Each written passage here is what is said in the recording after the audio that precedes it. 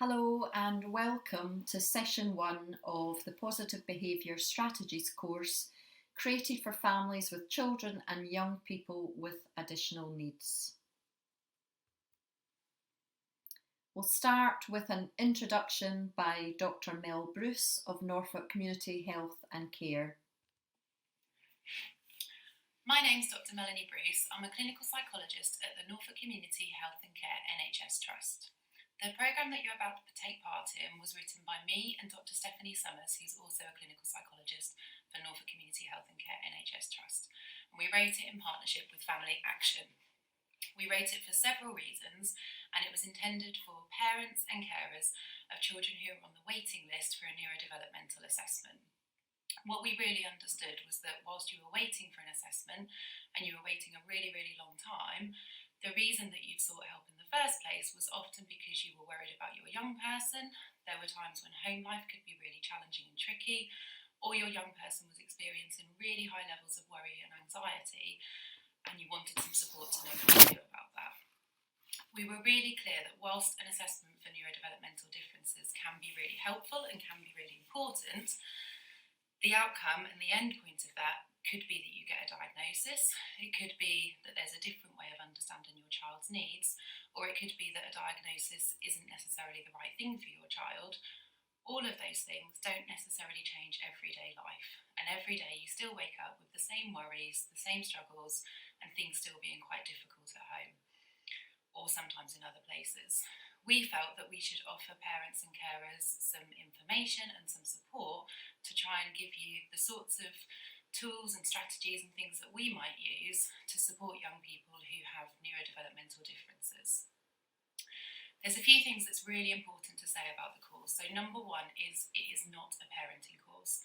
We are not suggesting that your parenting skills aren't good enough, and we're not suggesting that you need to improve your parenting skills. What we are saying is that some children need us to support them in different ways and to do things a bit differently, and sometimes we need a bit of help to try and work out what they are. The course was designed for children who were waiting for an assessment of neurodevelopmental difficulties. So that could be children where parents or other people or the young people themselves wondered whether they might be autistic, or they might have ADHD, or that they might have some neurodevelopmental differences. What's really important to say is that we think this course is relevant to all children, even if you don't think any of those labels or any of those descriptions are relevant to your child. The ethos of this course is understanding each and every child as an individual and understanding what might make them worried, what might make them stressed, and most importantly, what we can do about that. They don't have to have a diagnosis, and you don't have to consider that they might need a diagnosis to benefit from you taking part in this course. The course is based on lots and lots of different things. It's based on our clinical experience and our clinical knowledge, and it's very much the sort of things that we would do in our day-to-day practice supporting children and young people with learning disabilities and autism. It's based on evidence in terms of understanding and the things that we know help. Most importantly, it has been validated and contributed to by autistic people and parents and carers of children with additional needs. So we have amended the content of the course and added things in to check that this fits with people's real life experiences and what life can really be like for them. Autistic adults have told us that it makes sense, that it explains things, and that it also doesn't stigmatise and helps them to think about a way forward and a way of managing the world around them. There's been an independent evaluation of the course. The course has been run many times by Family Action, and they are very experienced and very skilled in delivering this course. The evaluation showed that of the over 100 parents and carers who attended the course, they overwhelmingly found it positive and found it beneficial. The benefits were around the content of the course and the things they learned, but equally what's really, really important is meeting other parents and sharing stories. Whilst at the moment this course is online, and we think that's really useful and we hope it will be really helpful, we'd really like to encourage you, when this is over, to meet with other parents, to join some of the groups organised by Family Action, because we cannot emphasise enough the power and the support that parents and carers can gain from meeting each other and hearing each other's stories. Thank you. I hope you enjoy the course. Thank you, Dr. Bruce. What are the aims of the course? We know that you're the expert on your child. We know you've already got a good understanding of your child or your young person's individual needs. But we hope that from what you learn today, you may get a wider understanding of the variety of needs that they might have. We'll move on to talking about how those needs will translate into behaviour, particularly those behaviours that you would like to change. We'll also talk about positive behaviour support and making positive behaviour support plans. And crucially, we want you to learn some new skills and strategies to support your child and to support others to understand them. The Positive Behaviour Strategies course has been cut down into 6 bite-sized sessions. Session 1, we're going to continue our discussion about needs and behaviours. In session 2, we'll be introducing a model of behaviour and talking about the importance of observing and recording your child's behaviour. In session 3, we'll look at those behaviour support plans and we'll show you how to complete a plan and some examples of completed plans. Session 4 will be all about effective communication because it's such a wide area of concern. Section 5, another huge area of concern to families dealing with sensory issues, but also structure, routine, praise and rewards. In session 6, we'll be talking about meltdowns, so much more than a tantrum, and how important repair, reflect and restore is for your child or young person. We always begin our live groups with a discussion about diagnosis and what it would actually mean to families. What are they hoping for? Do they think their child's behaviour will change when they have a diagnosis on a bit of paper? Some of you will already have a diagnosis and some of you will be at the very start of the process. It's important to repeat what Dr. Bruce has already said, which is that when your child or young person is referred to the neurodevelopmental team, they will look at the whole child, they'll take a holistic approach. So if you suspect ASD and your GP and school help you to arrange an assessment, don't be surprised if that is not necessarily the diagnosis that you get if you get a diagnosis. They will not narrowly look only for that, but will look for evidence of a range of neurodevelopmental conditions. Now, when we discuss diagnosis with our families, the overall conclusion is that diagnosis is very worthwhile. It will help you to better understand your child and how to help them. It will help your child or young person to understand themselves and come to terms with their own differences. But crucially for parents, they're hoping that it will make others understand and more supportive of their child's needs, whether that be grandparents, wider family members, other parents in the playground, staff in preschools, schools or colleges, and eventually in the workplace.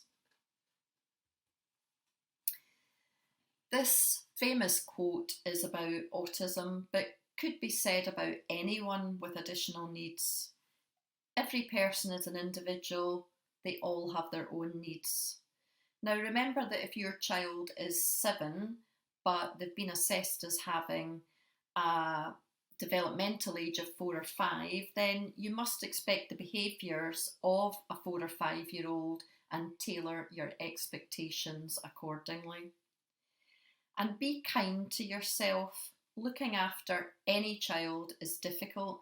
Looking after a child with additional needs can be exhausting and isolating. You feel as if everyone looking in has an opinion about how you could be doing things better, but you are a great parent. It's just the techniques that you've used with your other children and which worked will not necessarily work with this child. Now, we'd like you to try to forget your assumptions about your own child and think afresh about what their needs may be around these areas. Communication. Don't think that because your child has got good speech and language that they don't have communication difficulties. Communication includes interaction. And if your child or young person doesn't really get facial expressions or body language, or if they don't always understand the rules of games that they're playing with other children, or don't understand other people's jokes, then they will have communication and interaction difficulties, and these will frustrate them and worry them. Now, we will return to communication and ways to help in session 4 if that is a particular concern of yours. Understanding. Processing can be slower for a child with additional needs. Working memory could be poor, auditory memory could be poor. Parents tell me, oh, my child is a great reader, so I don't think they've got any understanding difficulties, but decoding words is different from comprehending. If your great reader has no empathy or doesn't have an ability to read between the lines and understand nuance, then they may not be understanding what they're reading or what you're asking them to do or what friends mean when they're talking to them. Other health conditions will have an impact on all of your child's needs, and often there is some comorbidity. Routines. When something changes in the morning, does your child understand that that doesn't necessarily mean that things will be changed all throughout the day?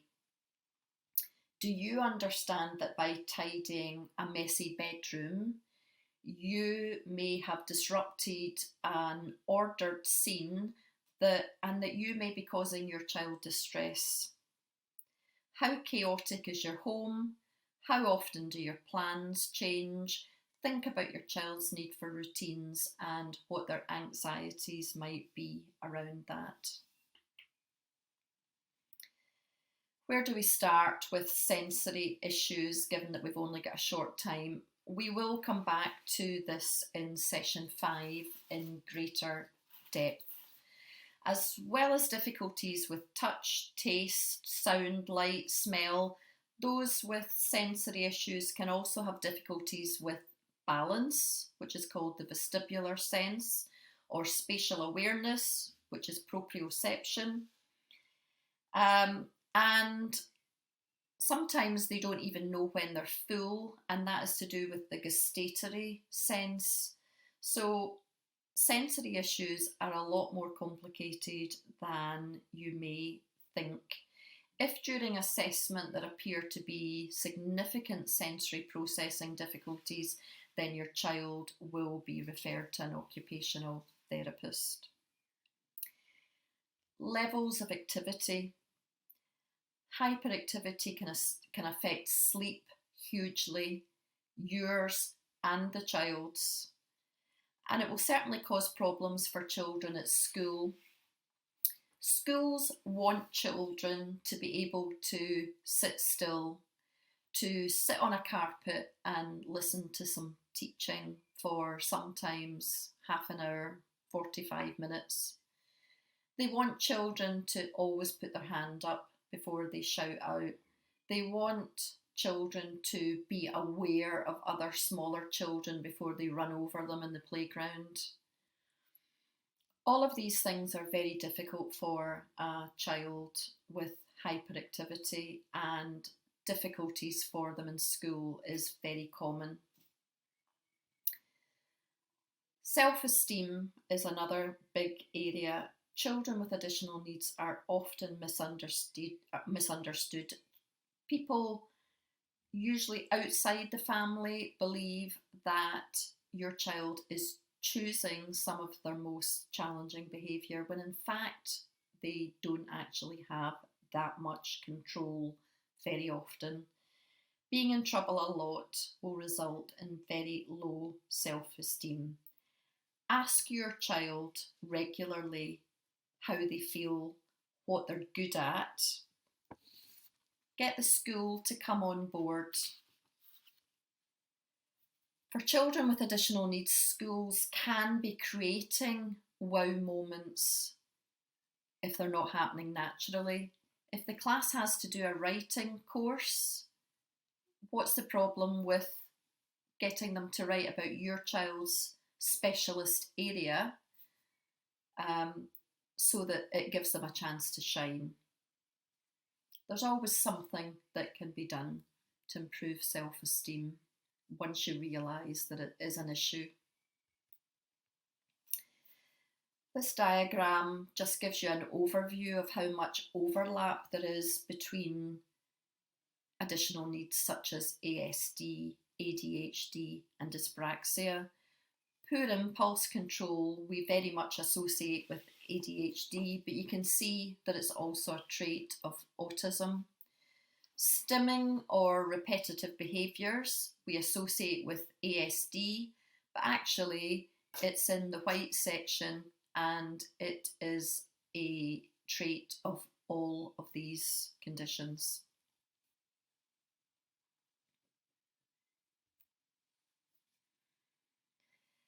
I hope that you're beginning to have a reassessment of your child's needs.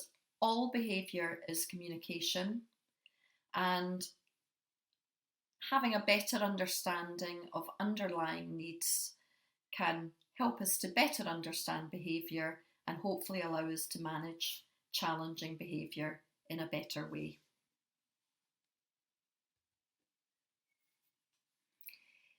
In the coming sessions, we will be thinking more about behaviour. So let's have a little think about what actually makes a behaviour challenging. Do we all find the same things challenging? Does it depend on the environment?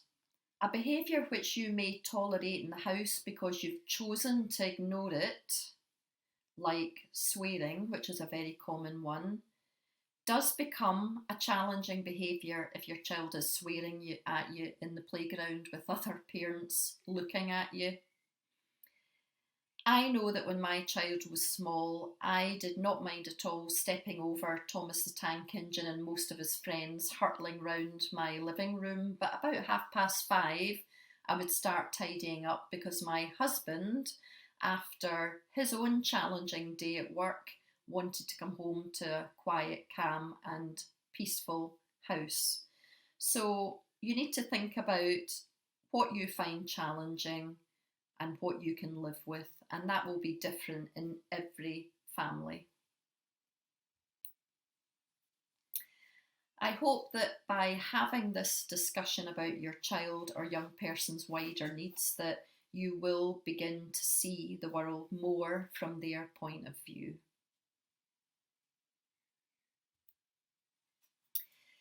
Dr. Bruce has already mentioned the importance of actually attending a positive behaviour strategies course in person, because you'll meet others with similar difficulties, you'll be able to exchange ideas and hopefully feel less isolated.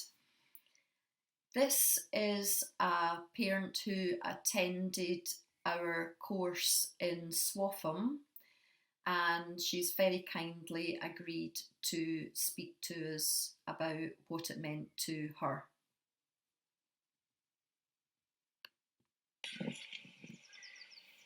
Everyone's journey is different, but there is something for everyone to take away from positive behaviour support. The 3 key things for me: number 1, I was not alone.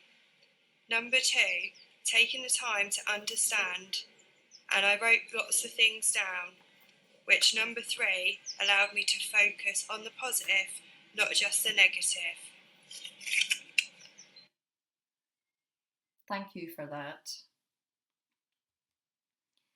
There are many great organisations out there who will either support you and help you, or who will empower you by giving you lots of information about additional needs, or telling you about services and activities which you can access in your community. These are just some of them.